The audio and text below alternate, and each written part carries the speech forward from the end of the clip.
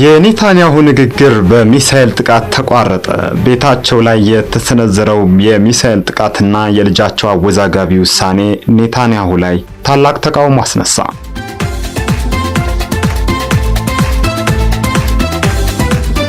በመካከለኛው ምስራቅ የጦርነት ነጋሪት በታላቅ ድምጽ እየተጎሰመ ባለበት በአሁኑ ወቅት የእስራኤሉ ጠቅላይ ሚኒስትር ቤንያሚን ኔታንያሁ ከፍተኛ ውዝግብ ውስጥ ገብተዋል። በሚሳኤል ጥቃት ጉዳት በደረሰበት በቤርሸባ ከተማ በሚገኘው የሶሮቃ ሆስፒታል ዳራ ስር ሆነው በሰጡት መግለጫ የልጃቸው የአብነር ኔታንያሁ ሰርግ መራዘሙን ከኢራን ጋር በተጀመረው ጦርነት ሳቢያ የተከፈለ የግል መስዋዕትነት አድርገው መግለጻቸው በእስራኤል ሕዝብ ዘንድ ከፍተኛ ቁጣና መገረምን ፈጥሯል። ይህ ንግግር ጠቅላይ ሚኒስትሩ የግል ጉዳያቸውን በጦርነት ውስጥ ቤተሰቦቻቸውን ካጡና ከፍተኛ ዋጋ ከከፈሉ ዜጎች ሰቆቃ ጋር ለማነጻጸር እንደሞከሩ ተደርጎ በመወሰዱ አመራራቸውን ከባድ ጥያቄ ውስጥ ከቷል። ከዚህ ጋር ተያይዞ በኔታንያሁ ቤተሰብ መኖሪያ አካባቢ ጥቃት መድረሱን የሚጠቁሙ ዘገባዎችና በአሜሪካ በሚገኘው ልጃቸው ያኢር ላይ የተደረገው የደህንነት ጥበቃ መጠናከር የጠቅላይ ሚኒስትሩ ቤተሰብ የተጋረጠበትን የግል ስጋት አጎልቶታል። በኢራን የሚሳኤል ጥቃት ፈርሷል በተባለ ህንፃ መደርመስ ንግግራቸው ድንገት ተቋርጧል። 8ኛ ቀኑን የያዘው ይህ ግጭት በሁለቱ ሀገራት መካከል ለዓመታት የዘለቀውን ጥላቻ ወደ ፍጹም ቀጥተኛ ወታደራዊ ፍጥጫ ያሸጋገረም ሆኗል። እስራኤል ኦፕሬሽን ራይዚንግ ላይን በሚል ስያሜ ሰኔ 13 ቀን የጀመረችው ድንገተኛ ጥቃት የኢራን የኒውክሌር ምኞትን ለማኮላሸት ያለመ ነበር። የእስራኤል መከላከያ ኃይል IDF እንዳስታወቀው 200 የሚጠጉ የጦር ጀቶች ከ100 በላይ ኢላማዎችን የመቱ ሲሆን ከነዚህም መካከል የናታንዝ ዩራኒየም ማበልጸጊያ ተቋም ቁልፍ የጦር አዛዦችና የኒውክሌር ሳይንቲስቶች ይገኙበታል። ኔታንያሁ ይህንን እርምጃ ለእስራኤል ህልውና አስጊ የሆነውን የኢራን የኒውክሌር ፕሮግራም ለማስቆም የተወሰደ ወሳኝ እርምጃ ሲሉ ነው የሚገልጹት።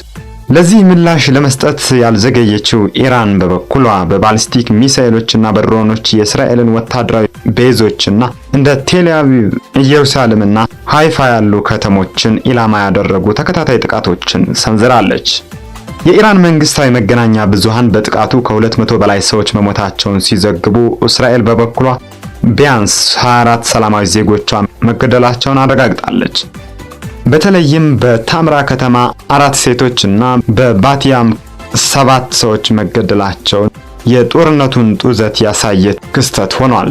የሶሮቃ ሆስፒታል መመታትና ኢራን ለመጀመሪያ ጊዜ ክላስተር ቦምቦችን መጠቀሟ በእስራኤል ባለስልጣናት የጦር ወንጀል ክስ እንዲቀርብባት ያደረገ ሲሆን ውጥረቱንም የበለጠ አጡዞታል። የዚህ ግጭት ስር መሰረት እስራኤል ለሁሉና አስጊ ናቸው የምትላቸው የኒውክሌር ስጋቶች በቅድመ ጥቃት የማምከን መርህ የሆነው የቤጊን ዶክትሪን ነው። ዓለም አቀፉ የአቶሚክ ኤነርጂ ኤጀንሲ IAEA በቅርቡ ኢራን የኒውክሌር ስምምነቶችን በመጣሷ መገሰጹ ለእስራኤል ጥቃት እንደ ምክንያት የቀረበ ሲሆን ኢራን ግን ፕሮግራሟ ለሰላማዊ ዓላማ ብቻ መሆኑን ነው የምትገልጸው። የአሁኑ የኔታንያሁ ንግግር የቁጣ ማዕበል የቀሰቀሰው ይህንን ከባድ የጦርነት ዳራ ወደ ጎን በመተው የግል ጉዳያቸውን በማጉላታቸው የተነሳ ነው። የአብኔር ኔታንያሁ ሰርግ በመጀመሪያ በህዳር 2024 ሊካሄድ ታስቦ የነበረ ቢሆንም በሚሳኤል ስጋትና በተቃውሞ ሰልፎች ምክንያት 2 ጊዜ ተራዝሟል። ጠቅላይ ሚኒስትሩ በሶሮቃ ሆስፒታል ሆነው እያንዳንዳችን የግል ዋጋ እንከፍላለን፣ የኔም ቤተሰብ ከዚህ ነፃ አይደለም በማለት በልጃቸው በጮኛውና በባለቤታቸው ሳራ ላይ የደረሰውን ስሜታዊ ጫና እንደ ትልቅ መስዋዕትነት አድርገው አቅርበዋል። በተጨማሪም የእስራኤል ሕዝብ የኢራን የሚሳኤል ጥቃት የሚቋቋምበትን ሁኔታ በሁለተኛው ዓለም ጦርነት ወቅት ብሪታንያ የጀርመንን የቦምብ ጥቃት ከተቋቋመችበት ጽናት ጋር በማነጻጸር ታሪካዊ ተመሳሳይነት ለመፍጠር ሞክረዋል። ይህ ንግግር በጦርነቱ በቀጥታ በተጎዱ ዜጎች ዘንድ ከፍተኛ ምሬትን ፈጥሯል። ልጇ ማታን ከጥቅምት 7 2023 ጀምሮ በጋዛ በሐማስ እጅ ታግቶ የሚገኝባት እናት አንግረስት በትዊተር ገጿ ላይ እኔ አሁን በጋዛ የሲኦል እስር ቤት ውስጥ 622 ቀናትን አስቆጥሬያለሁ በማለት የኔታንያሁን የግል ቅሬታ ከእርሷ ሰቆቃ ጋር ያለውን ከፍተኛ ልዩነት አሳይታለች። የእስራኤሉ ጋዜጠኛ አሚር ቲቦን በውጊያ ላይ ልጆቻቸውን ያጡ የህዝብ ተወካዮች እንኳ የግል ኪሳራቸውን አደባባይ ላይ እንደማያውሉ በመጥቀስ የጠቅላይ ሚኒስትር ቤንያሚን ኔታንያሁን ስሜት አልባነት ወቅሰዋል። የተቃዋሚው ፖለቲከኛ ጌልአድ ካርቢምም ኔታንያሁ ባለቤታቸውን እንደ ጀግና መሳላቸውን በመተቸት የችግሩ እውነተኛ ጀግኖች የሕክምና ባለሙያዎች ብቻ መሆናቸውን ተናግረዋል። ከአወዛጋቢው ንግግር ጎን ለጎን የኔታንያሁ ቤተሰብ ለከፍተኛ የደህንነት ስጋት መጋለጡን የሚጠቁሙ መረጃዎች እየወጡ ነው። የኢራን መገናኛ ብዙሃን በቄሳሪያ በሚገኘው የኔታንያሁ ቤተሰብ መኖሪያ ላይ የሚሳኤል ጥቃት መድረሱን ቢዘግቡም ይህ መረጃ ከእስራኤል ባለስልጣናት በኩልም ሆነ ከነፃ ምንጮች አልተረጋገጠም። ይህ ያልተረጋገጠ ዘገባ በጦርነቱ ዙሪያ ያለውን የጦፈ የፕሮፓጋንዳ ጦርነት ማሳያም ሆኗል። ሆኖም ከዚህ ቀደም በጥቅምት 24 በዚሁ መኖሪያ ላይ በኢራን ሰራሽ አጥፍቶ ጠፊ ድሮን በሄዝቦላህ አማካኝነት የተፈጸመው ጥቃት በጠቅላይ ሚኒስትሩ ቤተሰብ ላይ ያነጣጠረ ስጋት መኖሩን አመላካች ነው። ኔታንያሁ ያንን ጥቃት በኢራን ተላላኪዎች የተፈጸመ የግድያ ሙከራ ሲሉ ገልጸውትም ነበር። በተጨማሪም በአሜሪካ በሚኖረው ልጃቸው ያኢር ኔታንያሁ ደህንነት ላይ በተፈጠረ ስጋት የጥበቃ እርምጃዎች እንዲጠናከሩ ተደርጓል። በእስራኤል መገናኛ ብዙሃን ዘገባ መሰረት ኔታንያሁ የሐማስ መሪ የነበረው ኢስማኤል ሃኒዬ ከተገደለ በኋላ ኢራን የአጸፋ እርምጃ ልትወስድ ትችላለች በሚል ስጋት ለልጃቸው የሺም ቤት ጥበቃ እንዲጠናከርለት ጠይቀው ነበር። ኔታንያሁ በኢራን ላይ ጥቃት ለመክፈት መወሰናቸው በሀገር ውስጥ የነበራቸውን የፖለቲካ አቋም ለጊዜውም ቢሆን አጠናክሮላቸዋል። ከጥቃቱ ጥቂት ቀናት በፊት በእምነት ማጣት የድጋፍ እጦት ሊገጥማቸው የነበረው ኔታንያሁ የአክራሪ ኦርቶዶክስ አጋሮቻቸውን ድጋፍ በማግኘት መንግስታቸው ከመውደቅ ተርፏል። በኢራን ላይ የተከፈተው ዘመቻ የተቃዋሚ ፓርቲዎችን ጨምሮ አብዛኛውን የእስራኤል የፖለቲካ ምህዳር በአንድነት እንዲሰለፍም አስገድዷል።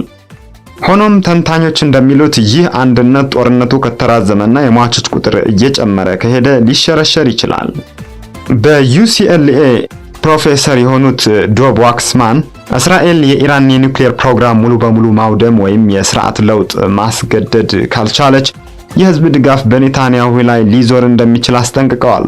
በስትራቴጂ ደረጃ የእስራኤል ጥቃት የኢራን የኒውክሌር አቅም ወደ ኋላ ለመመለስ ያለመ ቢሆንም የረጅም ጊዜ ስኬቱ አጠራጣሪ ነው ይላሉ ተንታኙ። የአሜሪካው ፕሬዝዳንት ዶናልድ ትራምፕ የእስራኤልን ዘመቻ መደገፍና ዲሲፕሊን ማበረታታት በሚሉ ሁለት ሐሳቦች መካከል አሁንም ድረስ እየተወዛገቡ ነው። ምንም እንኳ የእስራኤልን የካሚኒ የግድያ እቅድ ባይቀበሉትም ኢራን የኒውክሌር ምኞቷን ካልገታች አሰቃቂ ያሉትን ዋጋ እንደምትከፍል አስጠንቅቀዋል።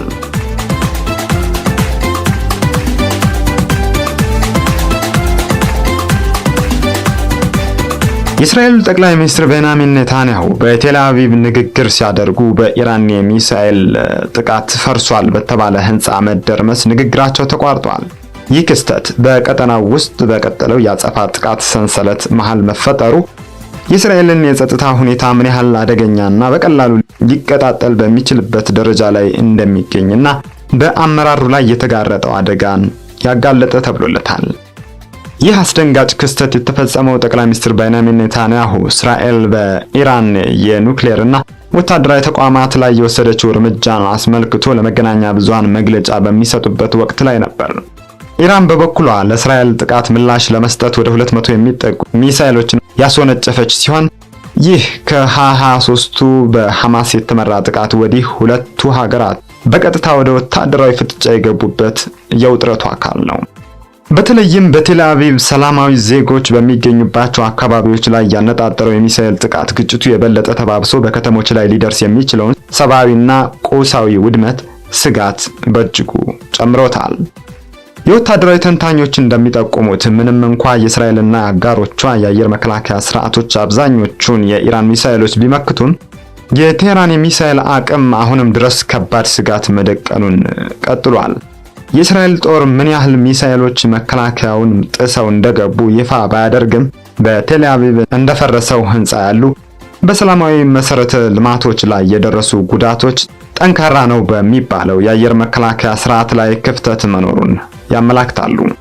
ይህ ክፍተት የዜጎች የዕለት ተዕለት እንቅስቃሴ ከማስተጓጎሉም በዘለለ ጦርነቱ በቀጥታ ቤታቸው ደጃፍ ድረስ መድረሱን የተመለከቱ እስራኤላውያን ላይ የሚፈጥረው ስነ ልቦናዊ ጫና ቀላል የሚባል አይደለም። የኔታንያሁ ንግግር መቋረጥ በራሱ ትልቅ ምሳሌያዊ ትርጉም አለው። ይህ ክስተት እስራኤል የኢራን ከ100 በላይ የሚሆኑ የኒውክሌርና የሚሳኤል ተቋማትን ያወደመችበትን ታሪካዊ ጥቃት ከፈጸመች በኋላ ከኢራን በተሰነዘረው የመጀመሪያው ያጸፋ ምላሽ መዘዝ ስትናወጥ በነበረበት ወቅት መፈጸሙ የእስራኤልን ተጋላጭነት ያሳያል። አንድ ወገን በወሰደው እርምጃ ሌላኛው ወገን ያጸፋ ምላሽ የሚሰጥበት ይህ አደገኛ ዑደት ሁለቱ ሀገራት በከፍተኛ የጦርነት ዝግጁነት ላይ እንዲሆኑና የሰላማዊ ዜጎችን የማስወጣትና የወታደራዊ ዝግጅት ተግባራት የተለመዱ እንዲሆኑ አድርጓል። በዓለም አቀፍ ደረጃ ይህ ክስተት የቀጠናውን ስስ ሁኔታ በድጋሚ የዓለም መነጋገሪያ አድርጎታል። እንደ ዘ ጋርዲያን እና ሮይተርስ ያሉ ዓለም አቀፍ መገናኛ ብዙሃን ኢራን በኢየሩሳሌምና በቴል አቪቭ ላይ በምትሰነዝረው ጥቃትና እስራኤል በምትሰጠው ያጸፋ ምላሽ ዙሪያ በሰፊው እየዘገቡ ነው።